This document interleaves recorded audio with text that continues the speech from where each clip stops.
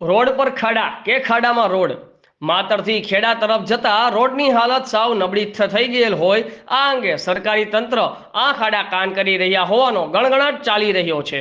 વિશેષમાં માતર ખેડાના મુખ્ય રોડ ઉપર જ સરકારી કચેરીઓ આવેલી હોય તેમજ ભારે વાહનોની આવન જાવન રહેતી હોય તેમ છતાં આ રોડનું સમારકામ કરવામાં આવતું નથી અને દરરોજ હજારો વાહન ચાલકોને મુશ્કેલી પડી રહી છે।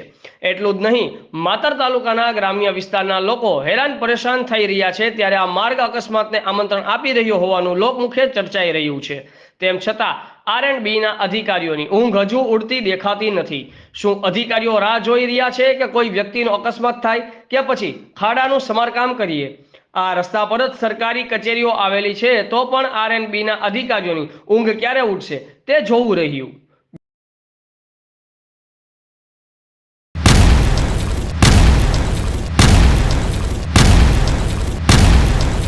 दिव्य सरदार न्यूज, सब पर नजर, सबकी खबर।